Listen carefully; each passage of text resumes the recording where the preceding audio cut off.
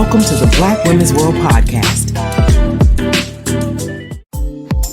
Welcome to Black Women's World, where Black women vibe and thrive together. And if you ain't a Black woman, you'll get to know at least one. Because this Black Women's World, my Black woman's world, is whatever I say it is, simply because I am. So welcome, SistaNistas and SistaNista lovers. We're here for you. Much love and peace. I remember back in the day when I was a student at Winston-Salem State University, my good friend, Sherry and I, we were in the gospel choir. And at the time, there were two different choirs on campus. One was the sanctioned university choir. They were formal singers. And if they sang gospel, it was more like Negro spirituals. And they had the operatic component to their full voices. And I took the voice class with Dr. Dunstan. She was the one who told me, and I shared in my my book, The Book of Purpose. She said, bring your whole self in and do the work.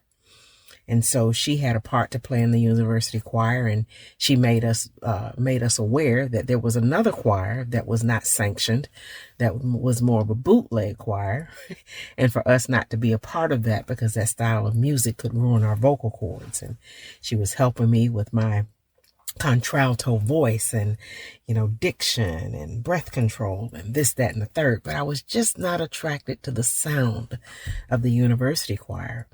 And she had even said that if you try to be in this bootleg choir, you couldn't be in university choir. So it had you to the point where you had to make a choice. So because gospel was my groove and my roots and my bones and everything, the other choir could sing. I'm talking below. You had our choir director musician was George Pass, and I believe he's a bishop now. On the drums was George Hauser. We called him G. Rest in peace, G. There was a guy named Chris that would come play, and David Allen from Ambassadors for Christ Cathedral. I attended there, and oh my God, awesome musicians. During that time, I'm 18, 19 years old, 1987. We sang behind John P. Key and Daryl Coley, and it was just this wonderful experience. And Sherry and I, we'd go to rehearsals together. We'd sometimes work on our alto parts together. I dropped the voice class because I was having some friction with Miss Dunstan about making the choice.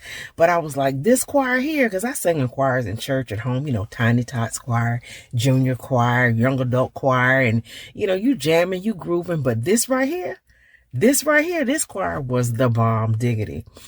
And so, you sang, but we were freshmen. So you had your upperclassmen that were kind of, they were the end people. They were cool. And Sherry and I were just tagging along for the ride because we just loved to sing and we liked that style. And so George would teach us awesome songs. So wouldn't you know it, that the opportunity came that this choir, the choir that we did a little thing on the public television. We had a television recording, and it was awesome lead singers, and it was just a bomb. Can't you tell I'm still impressed by it? Even when I left college and began to teach choirs, I used that style.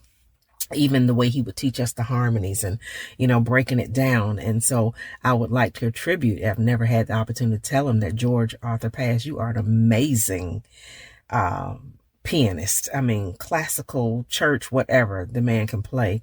But, and I've never been able to play. I took lessons years ago, and I can't even drag a C chord. Okay. But, he was amazing. And I would say he and my friend Cornell, I would put them in the top of musicians, keyboardist musicians, Hammond organ, that I knew personally at that time, were the two best I've ever known.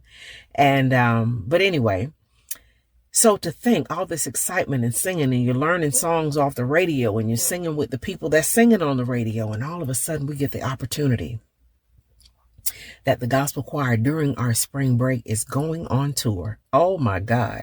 Sherry and I was like, we're going on tour as well. They told us whether we'll be touring, told us how much we had to pay, and we were going to be on a bus. And Sherry and I were excited. Now I had my work study money, so money wasn't an issue. And Sherry was like, she was going, but for some reason, even though we were 18 and 19 years old, we still needed permission from our parents. And Sherry had to ask her mom and dad, and I had to ask my mom and dad. And it was kind of like, if your mom and dad say yeah, I can get my mom and dad to say yeah because I'm going with you. So when you know it, I asked my mom and dad and they said no. Not just no, but Lord no and Jesus no. You ain't traveling all around with these other young people we don't know, and we don't know where they're going to have y'all, and all kind of mess will be going on, and no, no, no. So when my parents said no, Sherry's parents said no. So we said, what we going to do? What we going to do on our spring break? And we were very salty about that thing. Because, I mean, we were ready. But I tell you, ready? And all you had to do was have a white shirt and a black skirt and some stockings and some black heels. That was it. And sing. So we were butthurt. I'm just going to be honest. So we said, what we going to do for spring break? So I didn't want to go home to my parents because I was mad at them. And she didn't want to go to her parents because she was mad at them. So we came up with another scheme. Sherry and I were real good with coming up with schemes. We came up with another scheme. I tell you what, you come home with me half of spring break and I'll go home with you the other half. So my home at that time was Havelock, North Carolina. It was like, how are we going to get home? Our parents going to pick us up. I was so mad with my parents. I didn't even want them to pick me up. So my roommate at the time, Trace, she was like, my dad is coming. That's how she speaks, y'all. My dad is coming. He doesn't mind taking us home. I said, well, what about my friend Sherry? She says, it's going to be tight because we had another one of our homeboys in the car with us. And she says, going to be tight, but he doesn't mind. So me, her, Sherry, and our other high school friend, we're leaving Winston-Salem State. Her dad picks us up, and we ride to my house. Well, the plan was we'd spend a couple of days at my house, and then we'd go to Sherry's house. Well, we want to be grown. We want to express being grown. And I know my parents aren't going to drive us from Havelock to near Charlotte. And I knew her parents weren't going to come to pick us up, to come from the Charlotte area, Mount Pleasant, and then go back. So we're going to be grown. We couldn't take the bus with the gospel choir to go around the country. But we're going to take the bus from Havelock to Charlotte. Trying to be grown. You know the saying they have now, who going to tell them? Who's going to tell them? Well, let me tell you. Sherry and I had an okay time in Havelock. It was, it was kind of boring. Little old town, wasn't nothing much to do. We went to church. She went to church. She was used to church life, so no big thing. We did a couple of fun things, but nothing that I find memorable. But we could always laugh together. So we finished our time in Havelock, and it's time for us to take the Greyhound bus from Havelock to Charlotte or Mount Pleasant or near the area. And we get on the bus, and nobody told us. Back then, I don't know what they do now because it's been that long since I've been on a bus like that. Charter buses, yeah, but I'm talking Greyhound. Nobody told us. First of all, back then, the interstate wasn't what it is now. So you're talking about a 6-hour car ride, so think about the bus ride. And nobody told us that Greyhound will pick up people. I mean, could it be an old lady waving a handkerchief on the side of the road with her suitcase? They're going to pick her up. So they stopping everywhere, picking up everybody. So it's taking me and Sherry, and I don't want to exaggerate. I hope she could correct me today, but I know it's 10, 15 hours. And so we're on the bus. I mean, every time somebody's on the corner, they stopping. And you talking about the patience of teenagers? We didn't have it. Aggravated, hungry. And then they did stop. We managed to get something to eat or whatever. But we sat on one of the transfer buses because I think we changed buses a couple times. We tired. So we sit across from each other in seats by ourselves. She had a seat by herself. No one sat beside her. I had a seat. No one sat beside me. So we good. Now we're on the home stretch. The next stop is to where she lives. And sitting by ourselves, thinking we grown, not realizing when we leave the bus station, we're one of the few on the bus. But every little teeny stop, you picking up somebody. And so the bus is gradually getting filled, but she and I both have seats to ourselves. So we good. So it's getting filled. It's almost full, but we still managed to keep our individual seats, got our legs stretched out. You know how you do when you don't want nobody to sit there, you stretch that leg out, whether it be on a school bus or a bus going to King's Dominion, or a city bus. You can play that role, and I had been on city buses. And matter of fact, Sherry and I used to take the city bus around Winston-Salem. My cousin and I, Devonna, rest in peace, she and I call ourselves being grown, taking the city bus in Portsmouth in the 80s. I learned my lesson. Never do that again. But we on this bus. And lo and behold, whatever you say it, we pull up and I see this man standing outside and it's raining and he's at a bus stop. And I'm like, Lord, don't let this man get on the bus. Because I look around and the only available seat now is mine. There's now a lady sitting with Sherry. Because we didn't have time for us to get up and sit side by side. And this man gets on the bus and he has one of those halos on his head to keep your neck straight. They're metal.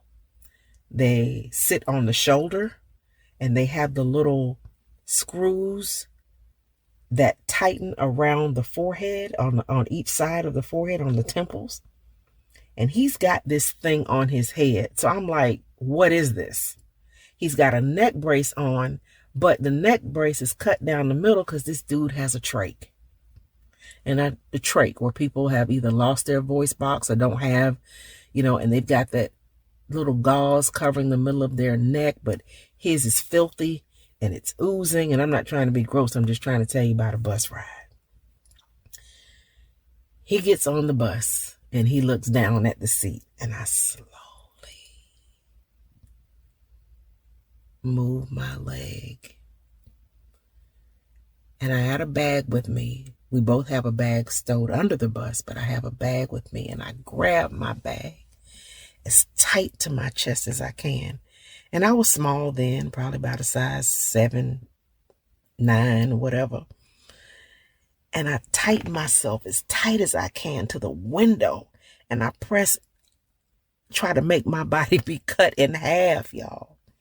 Because I did not want this man to touch me, because what I realized is after I moved my leg, and as he began to get closer to sit down, not only did he have this halo, this makeshift neck brace, this trach that's oozing, he smelled homeless. And I'm not trying to come against or throw shade on anybody who's experienced homelessness, but there is a smell. I've worked in homeless shelters volunteering. I've worked with homeless people, and because of their inability to get a full bath, a whole bath, for days, sometimes weeks, there's an odor.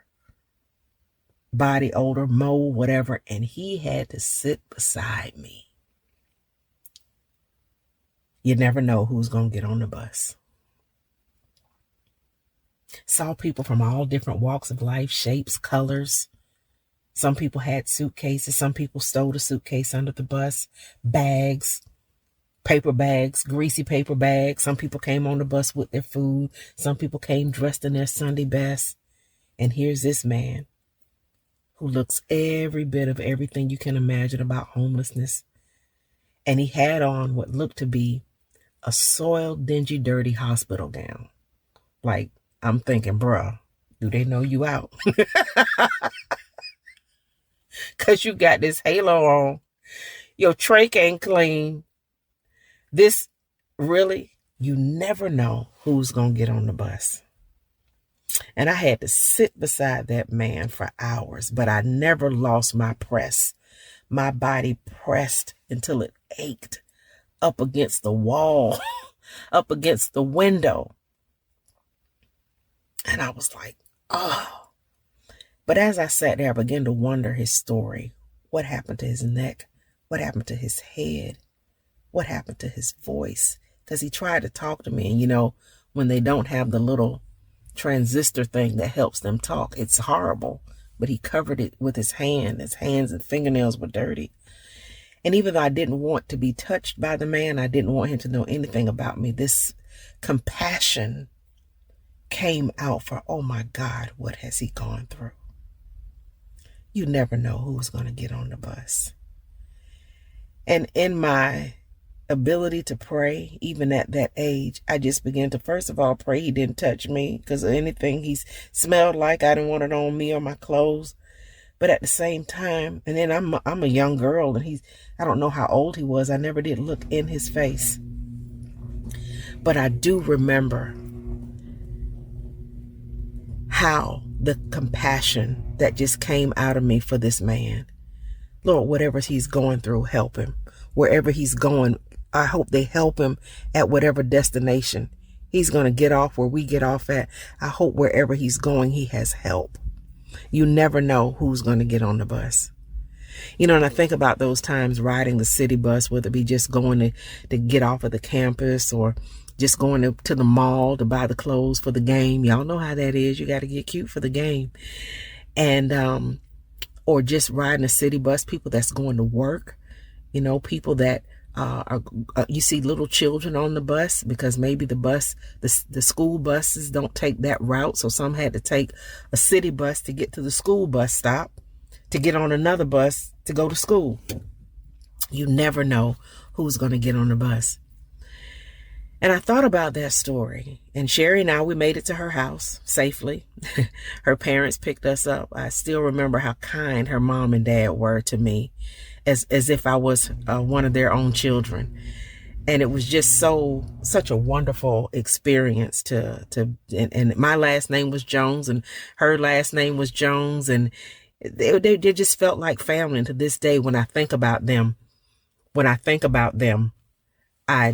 think about them as family, even though it's been years since we've been together. We visited each other as adults, but still it's been years. But I still see her family and the way they treated me, and even her extended family, her aunties, her cousins.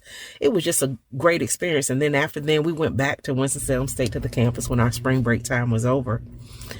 And I thought about that story because today I was on my way to my swim lesson, and y'all know I'm taking that. And every day, between the time I leave my house and the destination, there's always a city bus. And if I time it just right, I can get ahead of the bus, because nobody wants to get behind the bus, because the bus has to make a stop, and it brings traffic in that lane to a complete halt until the people that are at the bus stop get on. And so many times in my trying to get somewhere fast, before all my COVID experience and all of that, I would try to time it to get ahead of that bus, because I don't want to get behind that bus. But I'm going to tell you, an experience will change your whole perspective on life. Since COVID, since having the virus and healing wonderfully from it, and even still dealing with some things because of it, my perspective changed, because I stopped swim lessons for about 8 months. And when I resumed, I forgot about the bus. But this time my perspective changed, because you never know who's on the bus. These buses, whether it be the buses of life, a city bus, a charter bus, a school bus, you never know the precious life that's on a bus. So now when I travel my route to get to my swim lessons, I hope I get behind the bus. I hope I get behind the bus for 3 reasons. 1, I want to be one of the drivers that's patient, because that bus driver has to stop when there are people there. And sometimes it has to stop to let people off. And the way people switch lanes all fast and almost cut other people off and almost cause accidents because of being impatient, having to sit and wait. My first reason is I want to be the patience. I want to bring patience to that moment. The gift of patience, the spirit of patience, that somebody is patient enough, and I intentionally will sit there to be patient, because you never know who's getting on the bus and you never know who's getting off the bus. Sometimes there are people in wheelchairs, crutches. Sometimes people are able-bodied. But when I see those people who are waiting at the stop, when the bus stops and you see them begin to stand up, I thank God that I can pull on that same compassion from when I was 19 years old and immature. I probably still to this day probably wouldn't have let that man who sat beside me touch me, so to speak. But there would have been a more maturity about my engagement with him. It would have been more than prayer, I believe. I would hope. But my first reason is to be patient with that bus driver, to cause patience to be birthed in the people that have to sit behind me as I sit behind the bus. So that number one thing is patience. The second thing is to pray for those people that are getting on the bus, whether it be because they can't afford transportation, whether it be because the bus is the best transportation, whether it be because they missed their ride, whether it be because this is their normal thing, and not to think any less of people. Because I have been on a bus. You probably have been on a bus. And why do sometimes people think less of people because they ride a bus? Some of them got more sense than we got and save on gas. Some of them ride buses intentionally who have cars and they save on gas. They're helping the environment to ride the bus. It's a big carpool. So I pray as I see the people file out of the bus when they're getting off the bus. Some of them have cars waiting for them. You can see where their cars parked. Some people just take off walking. Some people cross the street. And I pray for them briefly as I see them. Love, light, peace, and wisdom. Love, light, peace, and wisdom. Love, light, peace, and wisdom. So that second thing is I pray. And it's not because I'm all that. It's because that's just what comes to mind. And I have the time. Because that's the third reason. It allows me to pause. I can pause. Because I too have been on a bus and maybe somebody prayed for me. I have the time to pause. To just sit there and look and think about how when I see those people, how much we're alike and then how much we're different. But I'm no better and they're no less. So it gives me time to pause, to pray for the driver so that they'll be safe. And like I said, it's not because I'm all that special. It's just the way God has set my life up. To be patient, to invoke patience in a moment where maybe other people don't have it. To allow the spirit of patience to expand. And if God can use me in that moment to do it. So the first is to be patient. Just, you never know who's on the bus. To be patient with that. To pray for them. And it allows me to see how humanity is the same. One lady had the same bag I had one day. Another man, one day I saw him and his profile reminded me of my dad. Somebody else I saw was a little girl with a lady holding hands. And I remembered me holding Jada's hand. And so it allows me to see how we are the same and pray out of that. Lord, if they need a car, give them a car. If they miss the ride, give it to them. If transportation is inconvenient for them, if this mode of transportation, give them a way that's convenient. If they lost their car, give them another one. It's so many creative ways God could allow you to pray for your fellow human being. And then, like I said, that pause I needed. I didn't know how much COVID would allow me to pause my whole life. And the precious moments in the pause that it gives me throughout the whole day. To look at the sky different, to look at people different, to understand if people don't like you, maybe why they don't. I get it. I always tell Jada, I don't test well. So I don't do well on multiple choice because something in me, for the most part, can make any answer work because I can understand it from different perspectives. So when I see people, if they don't like me or, don't want to be bothered, I get it. It's hard for me to be mad with people because I can understand where you're coming from. And a lot of times that's because I can pause. Instead of flying off at the handle or shooting off at the mouth, I can pause and say, you know what? I get it. And I probably would feel that way too. It's no fight in me. I don't know how to fight. I don't even know how to compete. It just ain't in me. Because if you got something that I'm doing and you want to compete with me, for some reason I'll lay my stuff down and come help you out. I don't know how to fight. I don't know how to fight people. I just don't know how. And a lot of that comes from pausing. And then not only that, any battle that needs to be fought, for me, God has already fought those battles and they already won. So what am I fighting for? And all of that happens in the pause. And I can pause. I can even pause to tell you this story.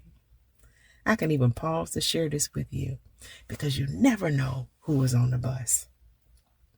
I remember one time I was a senior in high school and we went to Disney World, FHA. Shout out Havelock High. We went to Disney World and I really couldn't afford to go on a trip. I was working 2 jobs in high school and my parents couldn't afford to send me anywhere. And I just barely could afford to pay my way there. And the morning it came time for me to go, I really didn't have a lot of spending money. But my dad asked me that morning, he said, you got money to go? I said, I got some, but I know it's not enough. And he gave me plenty. I don't know where he got it from because those were struggle bus days for us. There go bus again. But struggle bus days for us. I don't know where he got the money from.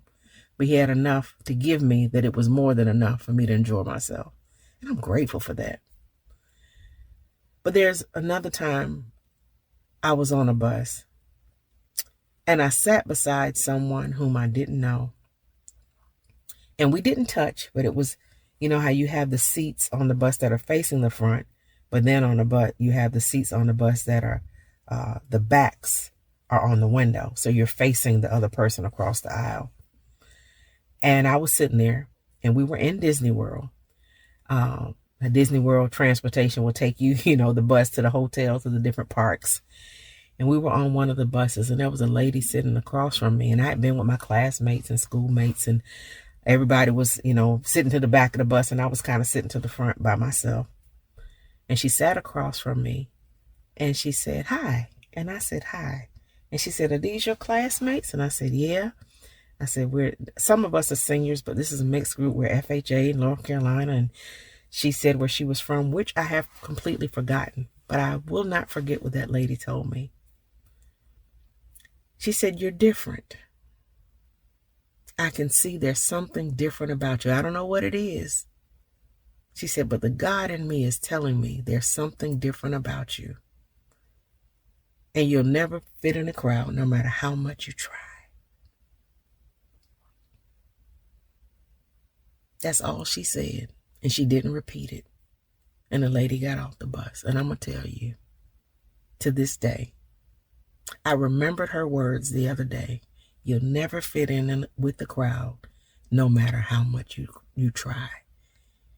Baby, you never know who is on the bus. You never know who is on the bus. And I'm telling you, whether it be a spiritual bus, a virtual bus, an emotional bus, a literal bus, you never know who's on the bus. And because of that, even if you're on the bus by yourself, because ain't nobody else got on yet, or maybe everybody else got off. Even if you're on the bus by yourself, remember to be patient, to pray, and to pause. I'm grateful, and I love you for real. Much love and peace. I'm TracyMac. An Amazon best-selling author with an Art Book Club Incorporated 5-star rating and your self-discovery companion, TracyMac is setting positive change ablaze with her 3 incredible books. Do you lead? What if there was a resource specifically designed to sharpen thought systems and optimize wisdom for the keen mind of our C-suite professionals, progressive leaders, and social change agents? Well, there is. Thought Systems, How Progressive Professionals Nurture Their Wisdom. TracyMac has brilliantly created a comprehensive collection of wisdom principles for those who lead, ultimately benefiting those who choose to follow. Your solution has arrived. If you are ready to live an amazing life of change with sustainable results and measurable success, Get your copy of one or all three of these awesome books where fine books are sold today to start your journey.